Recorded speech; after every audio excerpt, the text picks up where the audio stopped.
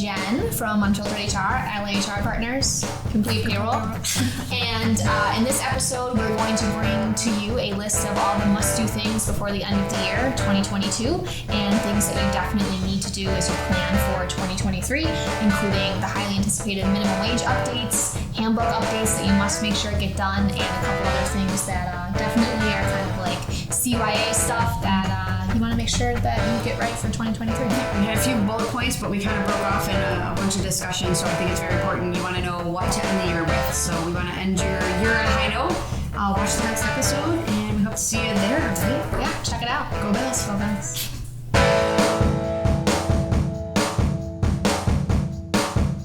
Hi everyone, we are back with a new episode of Unfiltered HR. I am Jen Strait from Complete Payroll, and you are?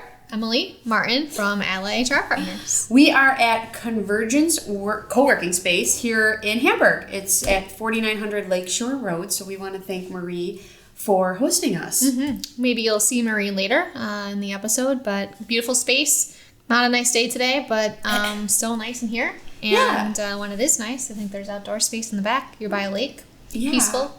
Oh, Get out of the house. Come work. What's cool about co-working space is it's not, it's significantly less expensive than having a space, and we have that for Complete, and I like it. You get to meet new people, and it's fun, and this is a great spot. It's on the lake, and there's tons of restaurants around, and for some lunches and some Thirsty Thursdays. Today's Thursday. True. Oh, it is Thursday. How exciting. Yeah. Okay, so we're going to talk about... On that note, we're going to talk about why I'm wearing Buffalo Bills stuff and you're not. I'm an avid Buffalo Bills diehard fan, and we agreed that we would be wearing Buffalo Bills stuff, and that looks like... I forgot. I don't know what... But also, maybe I'm just repping the Sabres today, because it's the first game of the Sabres season. I respect that. I want to give them some love. I respect that with their green... The Sabres green. Something like that. Anyways, let's get into it. People are probably like, let's go. We don't know how you're listening. Maybe you're watching it, or maybe you're listening to it in the background, or maybe you're cleaning or putting away the dishes. I'm just talking to my husband right now at this point. But this episode, we're going to talk about, we are giving the 2022 year-end checklist. What do you need to have done? Which kind of side notes us, we are going to be having a webinar on November 9th, and we'll send that email out. And we'll also have a link on this page. Yeah, end of year is coming. To register. Yep.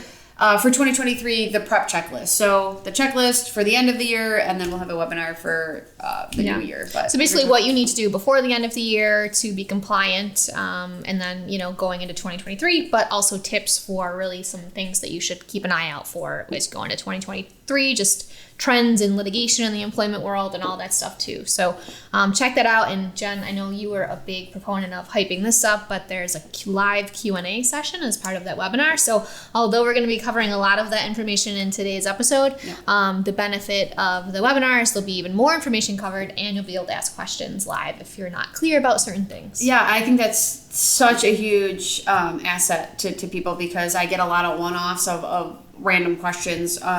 And that's just a great opportunity, because you're listening to the webinar and that may spark other thoughts in your mind too. But I always tell people, have any questions that you have ahead of time that has to do with that, or anything really. That's our complimentary free education. So come to us with questions, and that's what we want to help you with. So live Q&A is I know. I like to hype it up because it's fun. Yeah. It's fun for me. And you can ask anonymously. You don't have to be public about it. So yeah, and that's usually what we do is I'll read the questions to Emily, and she'll answer, and I don't mention who it is or anything, but you can still ask it anonymously. More mouth workouts before the video. New York. All right, let's hop into it. All right, let's go.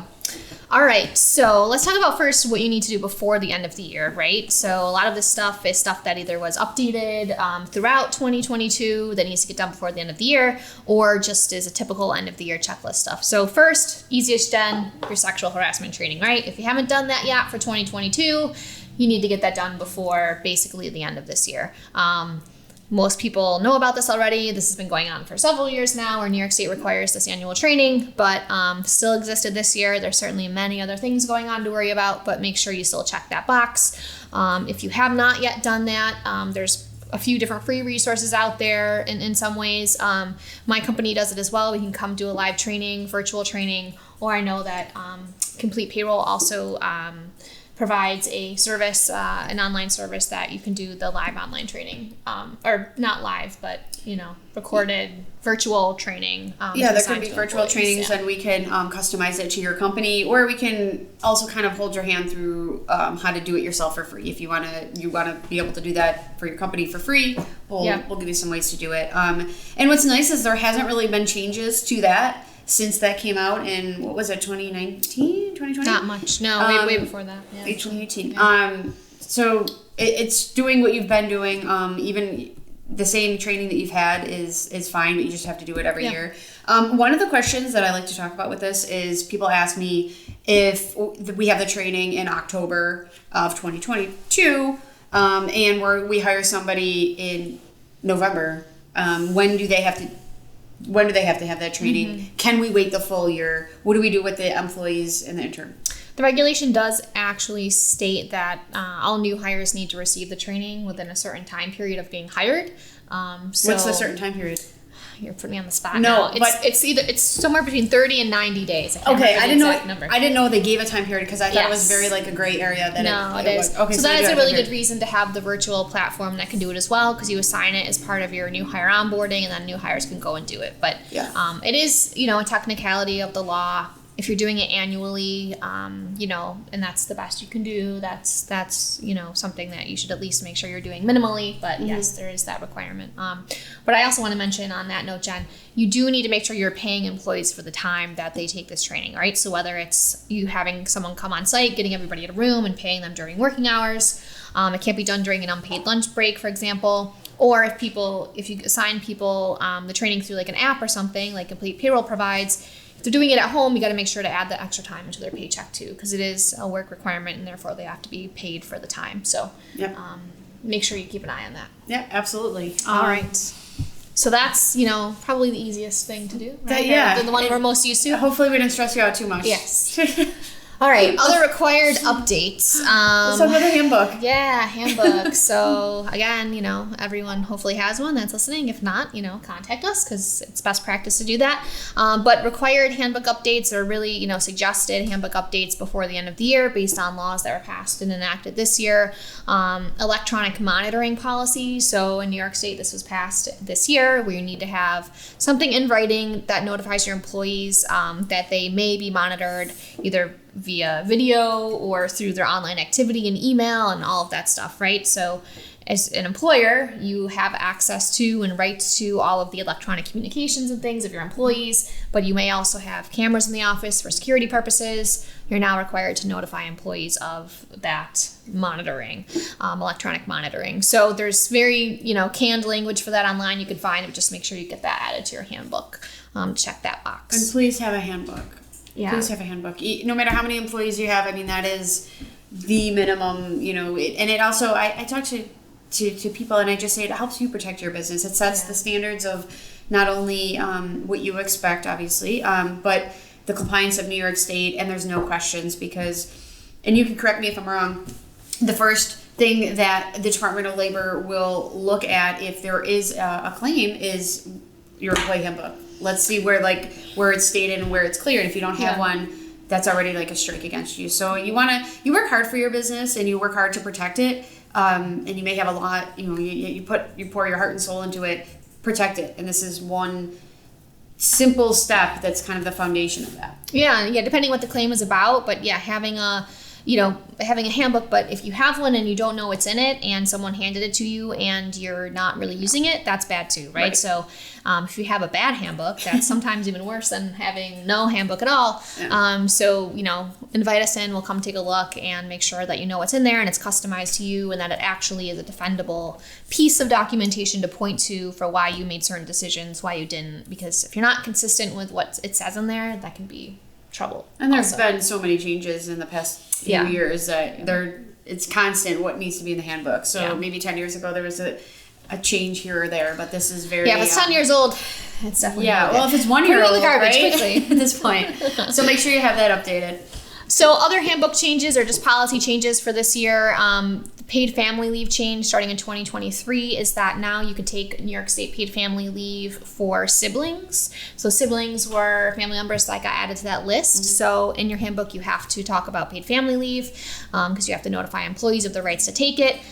In there, it probably lists the different family members that are covered by the law. Siblings is probably not on that list right now because it wasn't part of the law, and now it is. So just make sure you update that, and also make sure you know that if employees request leave for caring for siblings and their health conditions. Another easy one, reproductive health, decision-making discrimination policy. That's a mouthful. Google it.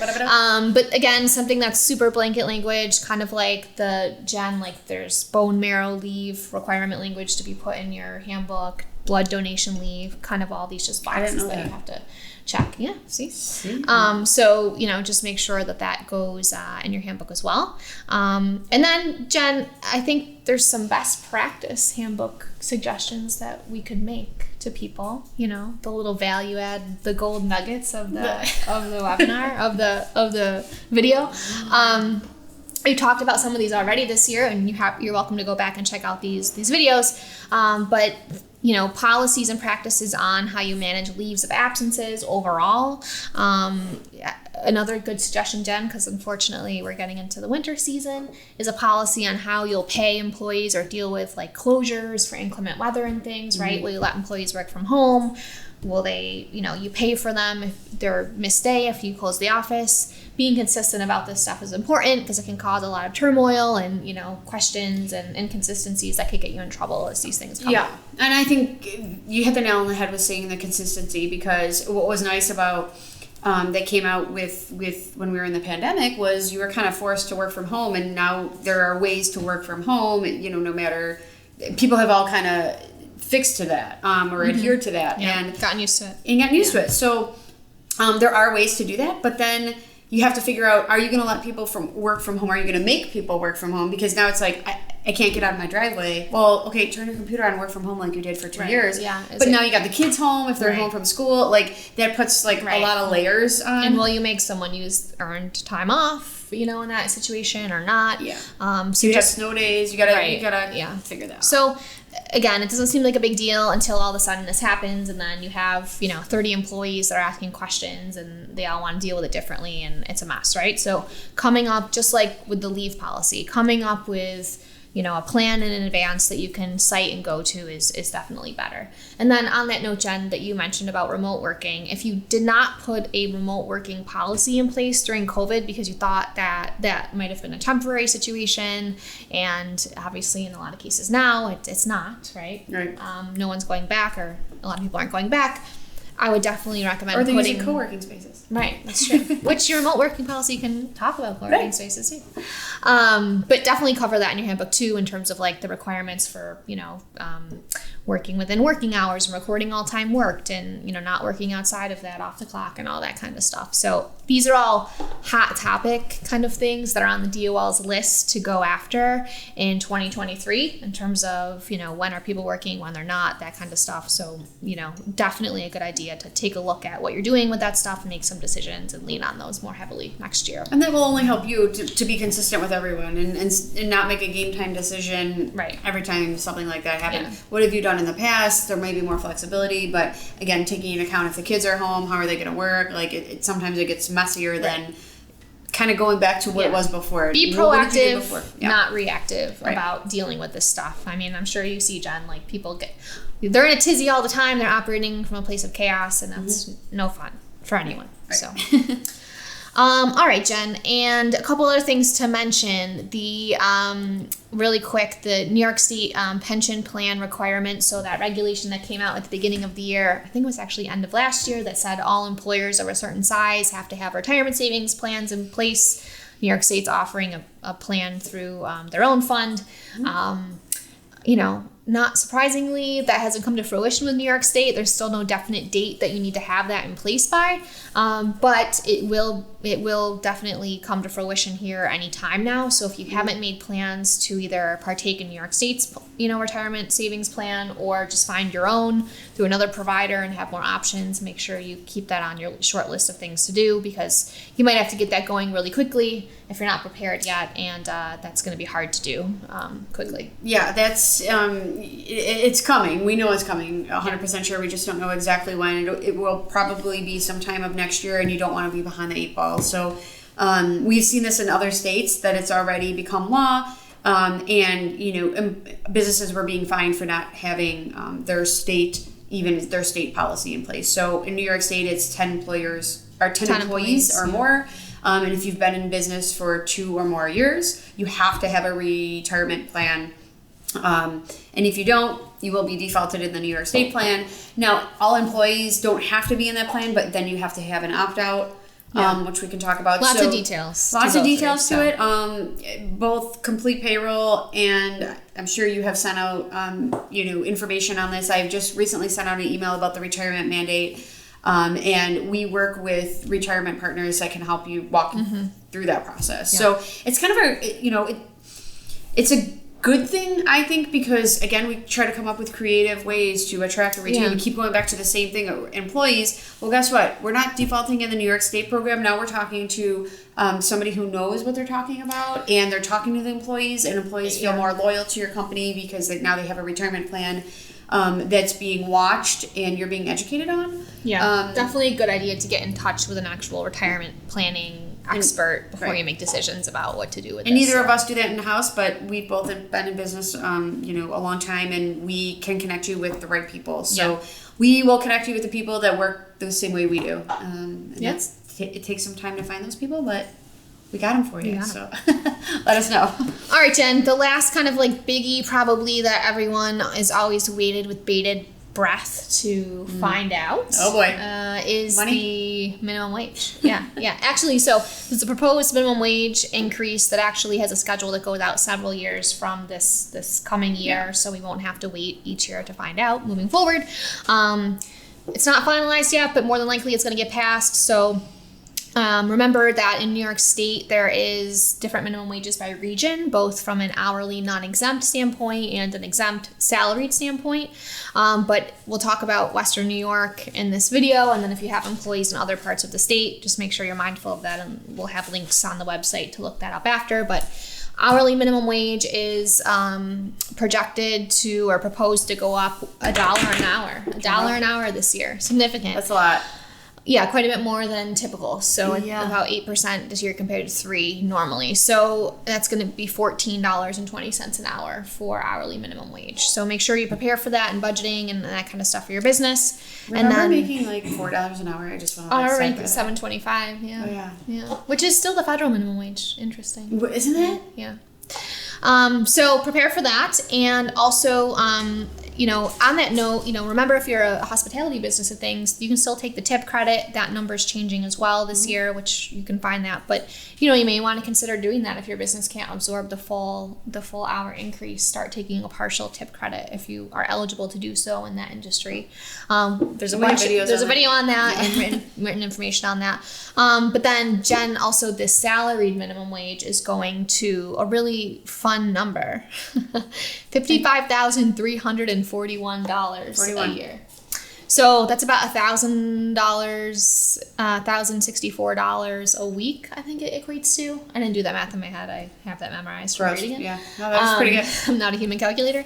But so, again, if you have employees that are paid on a salaried exempt basis, which means you're not paying them overtime, and remember that there's certain things that requirements they have to meet to be eligible for that. You're going to have to raise their salary to that minimum amount, or now make them non-exempt hourly and pay them overtime. So, again, these numbers will be on the website, but it's probably a 98% chance that these will be the numbers. They'll be finalized in December, but start planning for this, making decisions about employee pay. Do they stay exempt? Do they go to non-exempt? But also, Jen, on that note, remember that whether you've changed employees' pay this year because of merit increases or inflation increases or performance increases, or are now going to do it because of the minimum wage increase, you have to do wage notices. So New York State has the wage notice requirement. It's a PDF you can Google and find on the DOL's website, or you can notify employees in a much more pleasant and friendly way in like a, employer branded kind of like offer letter or, merit increase letter where you communicate the wage change. But you do need to make sure you do that for compliance reasons. Do the employees need to sign that? Yes. Okay. Mm-hmm. Yeah, there's really specific information that needs to be on that, which we'll probably cover in more detail in the webinar. It's kind of silly, like your address and your phone number need to be on there. I've seen companies get fined literally because that's missing. So again, all these little boxes you want to make sure you check off to protect yourself. So be mindful of that as you're increasing wages toward the end of the year as well, or as you think about what you've done this year already. Yeah, and again, to end this, it seemed like a simple checklist, and we don't want to be overwhelming to people. They're watching this video while they're making their schedule, and they're, checking and balancing their QuickBooks, and drinking their whiskey at their desk, thinking about it all, like a Ron Swanson. Mm-hmm. Or it was bourbon, maybe not bourbon. Bourbon's a variety of whiskey. Okay. There's the real golden nugget facts. That's too manly for me. I have enough chest hair.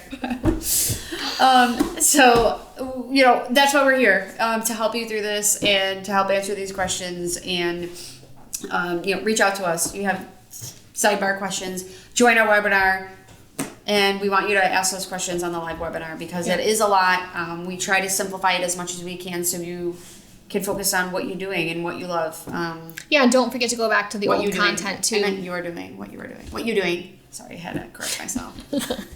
Sorry. Well, it's overwhelming for us too sometimes, Jen. She sends me some updates and I have to call her immediately. So you're not alone in this. We're here for you. This has been a longer drawn out video, so you may have watched this in two spots. I think Joe's cutting us. I think the battery's running on the camera. So we want to thank you for joining us for our end of year checklist. Please join us on the webinar for the 2023 prep checklist that you'll need to know. And we want to thank Maria again for hosting us at Convergence co-working space. And Joe, I know, will have a link and some information on there. Bottom, sides, whatever. I have to say go Bills, and you have to say go Bills. Go Bills. In spirit. So. I'm wearing a lot of blue and red inside. There you go. Well, wait, I didn't even show everybody. I actually have the Zubas on. So all right, now you're making me look really bad. Full on and your phone? Bills gear. So my phone too. It was full on. Well, this is just my normal life. You bring the spirit. I did actually. I bring the knowledge. You bring the spirit. It works really well. I have some knowledge. You have some spirit. That's true. But we each carry a heavier load in our area of.